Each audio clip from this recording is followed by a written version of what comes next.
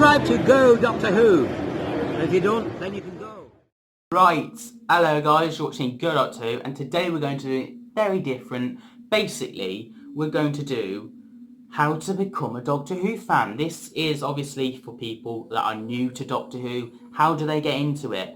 And yeah, this is going to be me basically just giving you that information. But the reason I'm doing this is because 14 years ago today, a Doctor Who Age of Steel, the two-parter from Series 2, I became a Doctor Who fan. So 14 years ago today, I became a Doctor Who fan and got all them DVDs and did everything Doctor Who-ish and created a Doctor Who channel because of that day. And to celebrate that, I'm going to be helping one of you, hopefully, learn more about Doctor Who if you're a newbie or you need to know some back knowledge before you get into the show, because there's like 50 years worth of knowledge. And we're getting to that right now. But before you do, I just want to quick mention that next year, today, that will be 15 years on, I will be doing how I became a Doctor Who fan. So don't worry if you want to know more of that knowledge. That'll be next year when we do the big 15 years of me being a Doctor Who fan. But anyway, let's just get into the video. So, you want to watch Doctor Who. There's 50 years worth. How am I going to get into it? Well, let's just get into it then. I will give you some back knowledge of basics you need to know. And a bit more than basics. Just to get you started, just to get you tweaked in. Now, recommendations would obviously be Series 1, Christopher Eccleston, if you want to get into that, and it will just basically explain everything in that series. But if you want to know more than that, or you just want to go straight to the new series, this video is for you, so let's get into it. Number one, let's start where he's from. We are from Earth, yeah? The Doctor is from Gallifrey. Gallifrey is basically his planet. He's from at this moment in time. Series 12 has changed where he's from, but we'll get onto that later on in the video. So, at the moment, the Doctor's from Gallifrey, and they're called Gallifreyans on Gallifrey.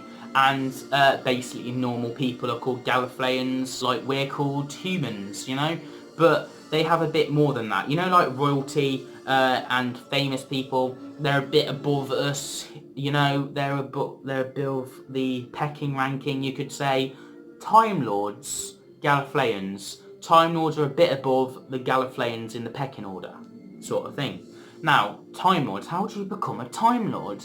Then what's the difference? A normal Gallifreyan is a normal human, basically, in a way, but they can change their face, and we'll get into that in a minute. But Time Lords get taken at the age of 8 and have to go to the academy and try and become a Time Lord and pass the papers and tests they have to do. And one of the tests is to look at the untempered schism, a gap in the fabric of reality. What is all that knowledge? Basically, it's like looking into the time vortex, and it can sometimes make you afraid, sometimes make you run away, sometimes make you be inspired, and sometimes can make you go mad. Now, there's two big things if you want to know about Doctor Who. The Doctor had a friend called the Master. Now, the Master is his arch enemy, but in the time, long ago, when they were 8 years old and friends and running around in the Gallifreyan fields, the Master and the Doctor chose their names. The Doctor chose the Doctor, and the Master chose the Master. They chose their names, and that's what they chose. And that's what you could do as a Time Lord. Also, they were best friends. And then they both went off on separate directions. The Master wanted to rule reality and destroy, and the Doctor wanted to explore and see more and see the universe's beauty, whereas the Master just wanted to rule it. There are basics we're going to go through today, so I'm not going too much into Gallifrey other than Time Lords, once they pass the test and become Time Lords, they can basically observe time and look at it and have power of time, basically. But the Doctor didn't want that. He basically stole a TARDIS, a Type 40 TARDIS if you want to be exact, and fly off to see adventure with his granddaughter. Now, this is a kid version of the Doctor. He may look old, but for Time Lords, an age is completely different to humanity's age and humans' ages. So yes, the Doctor's kind of just starting off in his life, and he stole a TARDIS, got a granddaughter, and flew off. And the Time Lords don't like that, and that's why in the second Doctor's incarnation, the second Doctor got told off by the Time Lords for stealing the TARDIS and doing all that, and got exiled in his third incarnation. Now, this is too much knowledge for one Doctor Who fan to explain. Basically, the Doctor's not meant to have stole TARDIS, not meant to observe time and change bits in there. So they basically exiled him, put him in basically grounding on Earth, basically. He can't escape Earth, but eventually proves himself, and they let him have his box back and flies off again for the fourth incarnation and so on. Well, the end of the third Doctor. But yes, there's a bit of knowledge where you want to get your head at. Basically, the Doctor stole a TARDIS, got caught by stealing the TARDIS, and got punished, and then got released back to say, look at the universe again, in a way. You could think of that. Yeah, and the Master keeps on appearing, trying to rule everything, and they have that little battle. It's like Sherlock Holmes and Moriarty constantly battling out, and that's basically the classic era. Now, there's another villain called the Cybermen that were Mondasian Cybermen. There's a twin planet to Earth, and that's where the Cybermen originally came from, and their planet was getting destroyed, so they wanted to join Earth and upgrade them and turn them into Cybermen.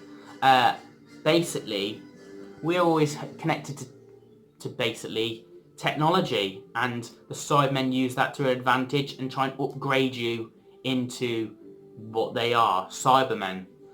We are always inedible to become Cybermen because they are technology. The Daleks, basically the most feared monster in Doctor Who, the biggest threat in Doctor Who, and quite well known.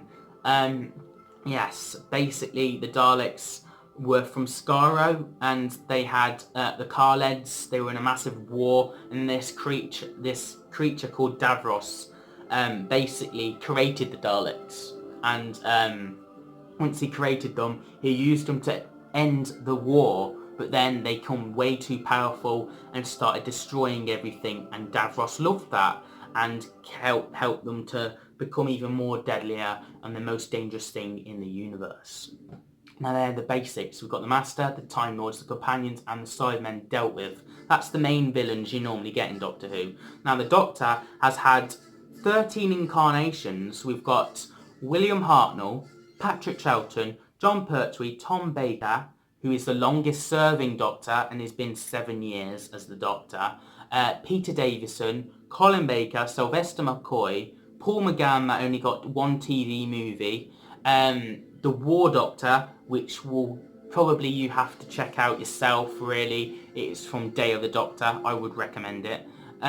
Christopher Eccleston, David Tennant, and Matt Smith. Now, Matt Smith was at the end of his incarnation. You can only have 12 lives, basically. 12 times you can do this. And the 10th Doctor kept his face twice because he died, and then kept his face. So there's 2 incarnations from the 10th Doctor, and the War Doctor counts even if he's not a number. So that leaves basically 11 on his last life. But then Peter Capaldi comes because the Time Lords give the Doctor more lives so the Doctor can live on. We don't know how many lives they give him, and I will explain something of my theory of later on as well. Then we get Peter Capaldi, and then we get 13th Doctor, the first female Doctor. So there's been 13 Doctors, really, and a War Doctor, and 2 10th Doctors.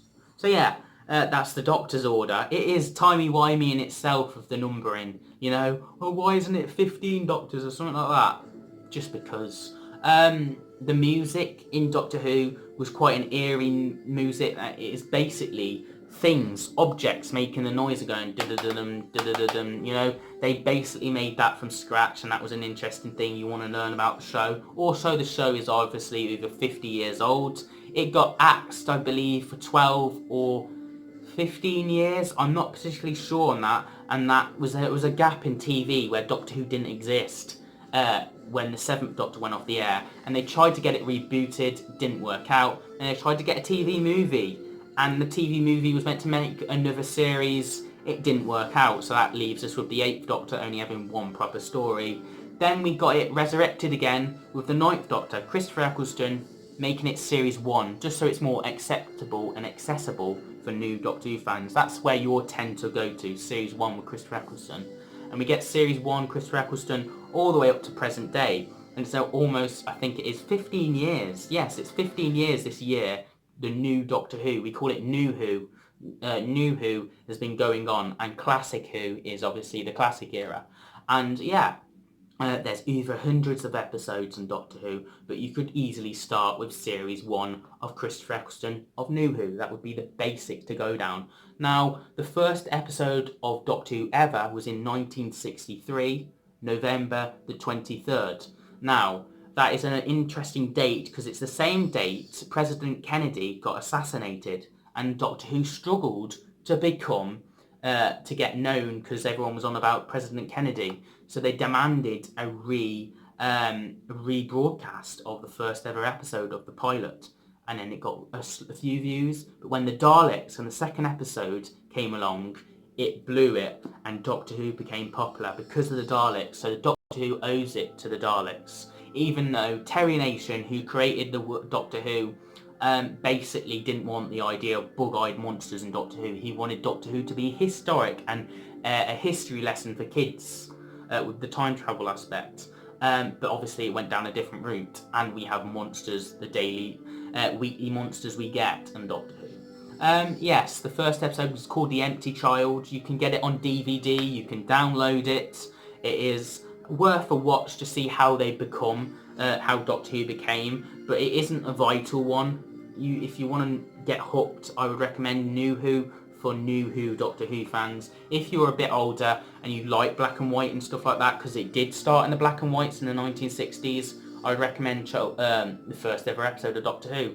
And there was black and white episodes up to the Third Doctor. The Third Doctor's first episode was in colour, and everyone could see it for the first time. Now, there's also been 2 other movies called, there's 2 movies and the Peter Cushing movies, they're basically called, and they're nothing to do with Doctor Who, they're not canon, but it's just a nice little spoof of Doctor Who, you could guess. Yeah, there's also key Doctor Who episodes you should check out for Classic Who. Genesis of the Daleks, An Earthly Child, of course, because it's the first ever episode. Genesis of the Daleks, because it's the beginning of the Daleks. Also check out Survival, because it's the last classic Doctor Who story. And I would recommend the 5 Doctors, just because you get 5 Doctors in this story. You get to learn how Doctors react, and it was how I got into the classic era. So check them out if you want to check out Classic Who. If you want to check out New Who, I would recommend Rose Series 1, Episode 1, because it gets you in so well.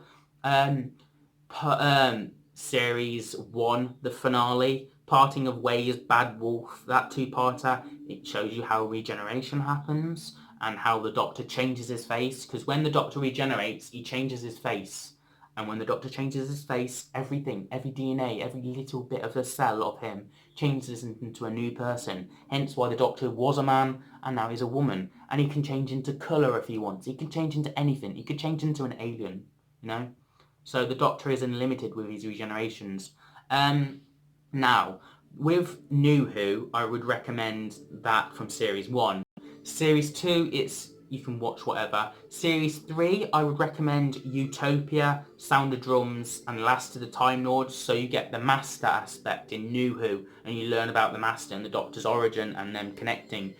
Series 4, I just recommend everything. Series 4 is quite popular with fans and is a really good one, but it's worth it even more if you've watched Series 1 to 4, because you understand everything, because it's like Endgame and Avengers. If you know Marvel, it all connects together in Series 4, so I recommend checking out the whole lot before you get to Series 4. But Series 4 is the best Doctor Who story everyone tends to go to, but everyone has different opinions. Some people may like that series, some people may not, but it's quite popular with fans. Also, another regeneration story is The End of Time Part 1, The End of Time Part 2. This is if you've really connected with David Tennant early on and you haven't got to the ending yet. I recommend checking that out. And The 11th Hour is a good starting point. If you want to skip all that, go to Series 5, Episode 1. The 11th Hour will definitely bring you into the show with a new Doctor, new TARDIS, new Sonic, new everything. So yeah, check out that. And also check out Day of the Doctor. That is a key one because it's a multi-Doctor story. You get David Tennant the 10th Doctor, you get Matt Smith, the 11th Doctor, meeting, and you get two Doctors, and you get to see two in one, basically, in that story. Yeah, then we have a new era yet again with Peter Capaldi, Deep Breath, Series 8. You check that out to Series 10. Series 10 is one of my favourites. It is second favourite series in my personal opinion, and it is a good one to check out. And they do create a pilot for that. So Series 10 is kind of a way of new Who fans getting on board, and Series 11 is a new 13th Doctor. So yeah. New 13th Doctor. Camera just died, so I had to end that quickly. But yeah, basically, the 13th Doctor, Series 11 to Series 12 is the new Doctor Who, the new era, quite recently. And I would check out possibly The Woman Who Fell to Earth and Episode 2 of Series 11. Then skip the rest and go to, because you're not missing anything, it is kind of the worst and the weakest series so far, but you check out episode 1 and episode 2 of series 11 and skip to Resurrection of the hold on, one sec. You skip to this bad boy. Now, you skip to this episode right here, and then you go on to series 12 and you just watch the whole of series 12, and you will know everything you need to know for Doctor Who. And there we go. That's pretty much everything and anything you need to know about Doctor Who. The Doctor is a Time Lord from the planet Gallifrey who has a sonic screwdriver that helps get him through situations. He often travels with friends and companions and has a police box that's big on the inside and helps him travel through time and space. And also has loads of series, as we can see here, all my DVDs of Doctor Who.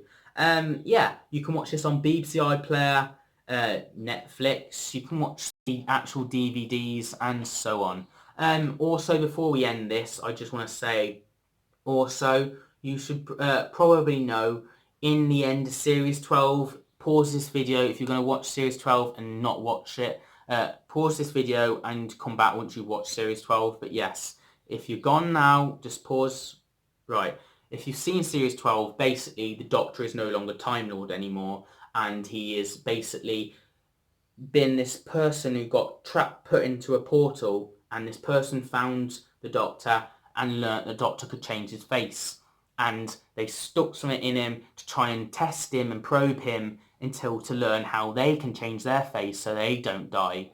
And basically they learn the Doctor is the beginning of Time Lords. Basically the Time Lords came from the Doctor because he got sent from a portal, someone found him, experimented on him, and used how he changes his face into their society, and that's how the Time Lords can change their face, because of the Doctor, and that's something you should know as well. But yeah, there we go. That's pretty much everything you need to know. The Doctor isn't actually Time Lord anymore. He's got another race that he needs to find, or she needs to find, in Series 13. And that's where we're up to in Doctor Who, really. That's pretty much everything you need to know with Doctor Who. It's timey-wimey. It's hard to get into in some episodes, but it's easier in others. I would recommend checking out Series 1. I'd also recommend, if you've not bothered to checking out Series 1, I recommend you starting off with 11th Hour. That's a beginner. That's a good one. And The Woman Who Fell to Earth. That's another good one to join on with the new series. So yeah, that's pretty much everything. Hope you enjoyed the video, guys. It was a long one, but it was a bit of information, here you go sort of video. And yeah, there you go. Thank you guys for watching. Don't comment, rate, subscribe. We're trying to get to 200 subscribers. We're nearly there, sorry. Can we do it? And yeah, have a nice day. I will see you guys for another video on Saturday. Enjoy.